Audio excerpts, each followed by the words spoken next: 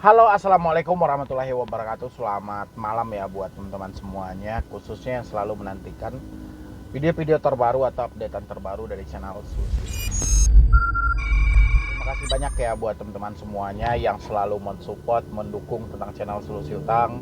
Mungkin sejak awal sampai detik ini Anda tidak bosan-bosannya ya melihat updatean Solusi Utang. Hampir setiap hari saya tidak pernah putus-putusnya memberikan edukasi, menjawab beberapa pertanyaan baik via email, via Instagram, bahkan saya jadikan menjadi video karena saya yakin di luar sana satu pertanyaan orang yang masuk yang saya jawab melalui video pasti bisa mewakili ribuan pertanyaan di luar sana, sehingga saya jawabnya melalui video, tidak satuan gitu loh. Kalau satuan kebayang gak itu betapa sibuknya gitu loh. Saya nerima email aja hampir ratusan setiap hari, belum lagi pesan-pesan WhatsAppnya ya. Makanya saya jadikan menjadi satu aja di dalam video, saya jawab terus. Dan kali ini yang mau kita bahas tentang, kita bahas lagi ya yang OJK ya, yang OJK dari kejahatan-kejahatan pinjol legal OJK. Tapi entah kenapa yang selalu dilirik itu kesalahan terjadi dari pinjol ilegal. Pinjol ilegal jangankan melakukan kesalahan, mereka hadir tanpa izin aja itu udah salah gitu loh.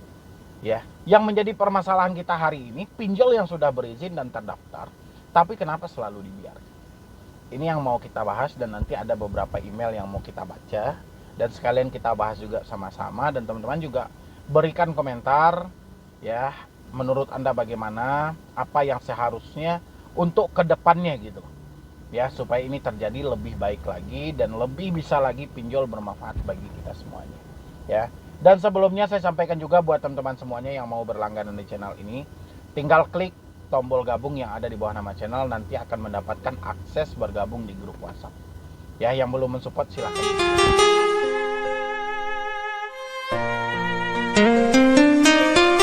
Banyak ya buat teman-teman semuanya yang sudah mau mensupport dan mendukung gitu loh. Pokoknya saya itu di awal-awal video itu selalu mengucapkan terima kasih, karena memang saya tahu channel ini nggak mungkin bisa berdiri sendiri tanpa bantuan dari Anda ya. Di sini kita akan terjadi pembahasan dua hal antara pinjol legal dan ilegal, karena juga makin kesini saya perhatikan beberapa dari pinjol ilegal masih ada yang belum keliput oleh Satgas Waspada Investasi dalam aksi pemblokirannya, karena masih banyak orang-orang yang terjebak di situ ya. Ini assalamualaikum bang, mohon infonya aplikasi Kredit Pro ada DC lapangan nggak daerah Jakarta? Makasih. Saya sedang tidak mencatat soal DC lapangan ya, saya tidak mencatat itu. Jadi buat teman-teman semuanya yang bertanya atau mungkin Anda beranggapan saya akan tahu daftar per pinjol masing-masing, itu mohon maaf banget. Saya tidak mencatat itu, saya tidak peduli dengan kinerja DC. Yang saya pedulikan adalah keselamatan jiwa Anda, jangan sampai berpikiran sesat, memikirkan sesuatu yang aneh, yang jelas-jelas fakta dari pinjol itu tidak seperti itu. Itu yang saya edukasi Anda setiap hari. Bukan saya ngurusin soal DC lapangan, DC mau datang-datang, mau enggak, itu urusan mereka dengan perusahaan dia. Yang mau saya urusin adalah soal pemikiran dan hati Anda. Jangan sampai memikirkan sesuatu yang merugikan diri Anda. Kita coba ya membahasnya ya. Bang, saya minta solusi, nama saya tolong diprivasikan ya Bang Medi. Saya tidak munculkan nama Anda ya, saya juga tidak munculkan email Anda, saya hanya baca aja. Sedikit saran abang, mungkin bisa lebih baik dan jelas. Saya punya akun terdaftar di Akulaku, jenis kelamin perempuan, umur 30 tahun, sedangkan KTP saya laki-laki, umur 25 tahun. Soalnya saya baru sadar saya masih punya cicilan 2 juta lagi. Istri ngajak pisah karena saya jujur sudah tidak kuat ngejalanin penuh teror dari DC. Oke, bentar dulu. Saya simain dulu ya, Pak ya. Di sini sedikit saran dari abang mungkin bisa lebih baik dan jelas.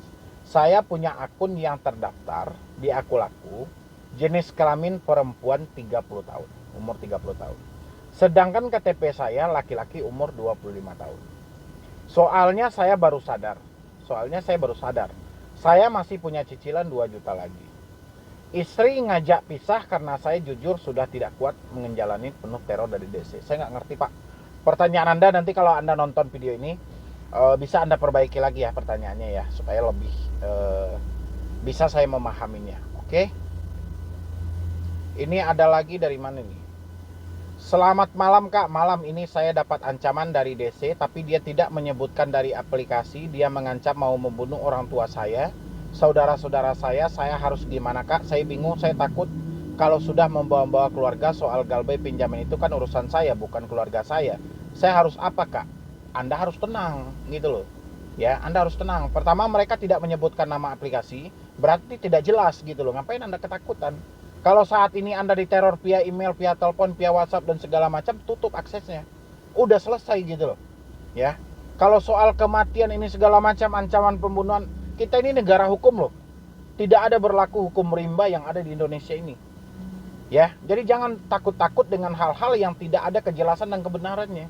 Ya, kasihan otak Anda itu, Anda kuras terus untuk memikirkan hal-hal yang tidak ada. Ya, jadi sayangi diri Anda, jangan terlalu takut berlebihan. Oke, saya nggak sebutin nama Anda di sini. Anda pahami aja. Oke, ini mana nih?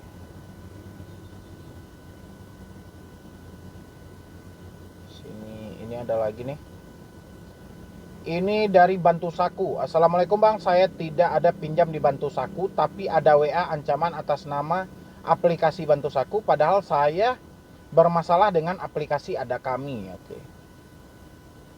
Oke, kita cek dulu. Ini apa nih?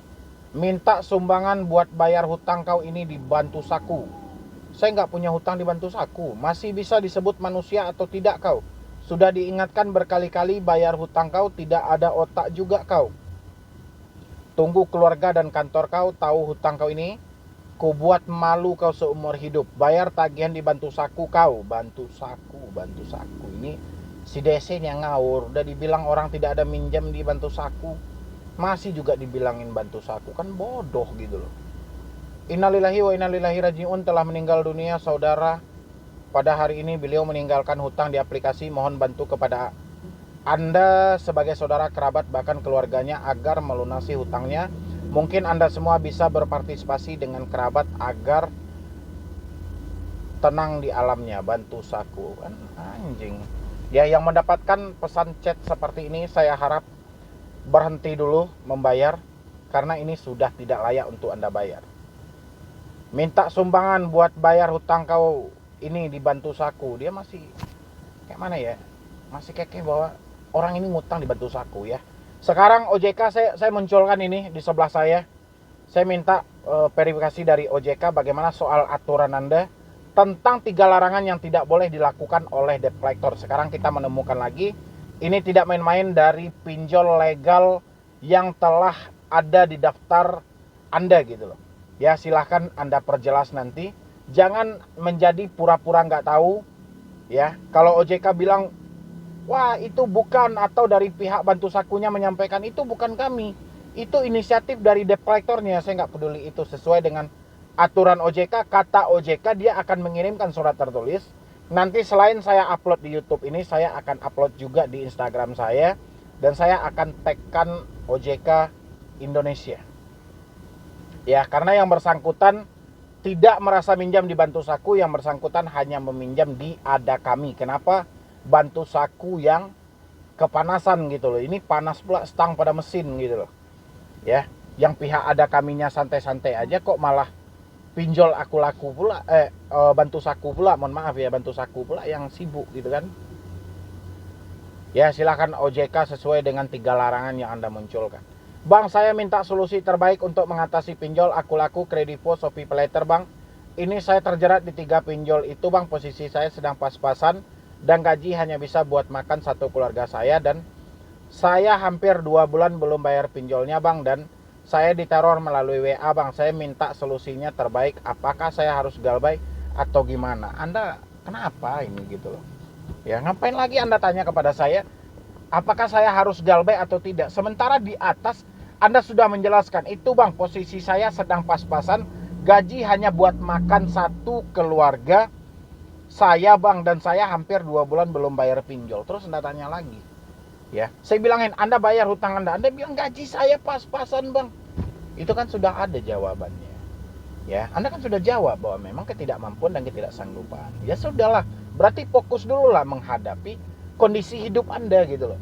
Soal ansuran ya terserah lah, kalau mau Aku laku mau blacklist Anda, ya blacklist. Kredivo juga seperti itu, Shopee juga seperti itu. Kita mau memunculkan uang dari sisi mana lagi? Ya, kita nggak bisa mensulap kayak tisu ini langsung jadi duit, mustahil gitu loh. Ya, tetap juga kita harus berusaha. Kalau dari pihak DC tidak terima dengan hal itu, ya sudah. Semuanya telah diatur kok, ada resikonya yang akan kita dapatkan. Sudah tampung aja resikonya. Ya. BI checking ya BI checking. Kalau diteror ya sudah, via WA matikan. Ya. Atau via telepon matikan. Dan Anda juga harus bedakan mana yang pola penagihan biasa dan mana yang teroran. Jangan nanti si DC menagih biasa Anda anggap teroran. Ya. Kebanyakan saya perhatikan dia cuman polanya itu mengikuti SOP. Ada juga si DC yang mengikuti SOP. Tapi si debiturnya selalu menganggap itu teroran. Karena si debiturnya hanya pengen ketika gagal bayar tidak ada tagihan. Mana mungkin. Ya. Orang udah jelas-jelas kita juga salah kok. Jadi kita harus terima dong, jangan egois juga. Ini sudah nggak mampu bayar, tidak mau diteror pula. Ya, tidak mau ditelepon juga, tidak mau di WA juga. Itu Anda harus minjam sama saudara aja nggak mungkin kayak gitu ya. Jadi jangan jadi orang yang egois. Ya, untuk Bapak yang bertanya ke saya, terbaik Bang, apakah saya harus galbay atau gimana ya? Itu kembali ke diri Anda. Anda mau bayar atau tidak? Tergantung di tingkat kemampuan dan kesanggupan Anda ya. Jadi jangan semuanya ditanyain ke saya, nggak semuanya saya paham dengan keadaan dan kehidupan Anda. Oke, ini ada lagi. Bang, mohon bantuannya Bang, saya ada di 4 pinjol aplikasi Kredivo, Akulaku, Shopee, Pinjam dan Paylater. Tadi sore mendapatkan email dari DC seperti ini Bang. DC-nya tidak menyebutkan nama aplikasi yang di dalam emailnya tersebut. Mohon pendapat Abang. Saya tengok dulu ya. Saya kasih pendapatnya nanti. Kami bisa berkoordinasi untuk data Anda sebagai data nasabah bermasalah terkait pinjaman Anda yang belum dibayarkan kepada pihak penagih lapangan kami. Mengingat pihak kolektor lapangan kami telah terbagi dalam pembagian tugas sesuai domisili tiap-tiap nasabah yang mengalami tunggakan pembayaran, sehingga cukup mendapatkan konfirmasi dari desk collection untuk melakukan penagihan langsung. Maka kolektor lapangan akan melakukan tugasnya. Segera Anda lakukan pembayaran hari ini juga sebelum jam 5 sore. Bila Anda tidak percaya dengan kami, nantinya bisa dibuktikan jika Anda tidak kooperatif, maka akan ada petugas kolektor lapangan yang melakukan visit ke alamat Anda. Nggak usah Anda pikir karena itu. Mereka ada di posisi alinea pertama, kedua, ketiga. Di ketiga, segera Anda lakukan pembayaran hari ini juga sebelum jam 5 sore. Udah itulah mereka, ngapain kita pikirin, udahlah. Ya, ini nggak jelas juga kok dari pinjol mana. Ya, oke, jadi gini. Jadi kita balik ke judul awal dari video ini. Saya menyampaikan tadi, OJK sibuk memburu dan menyalahkan pinjol ilegal.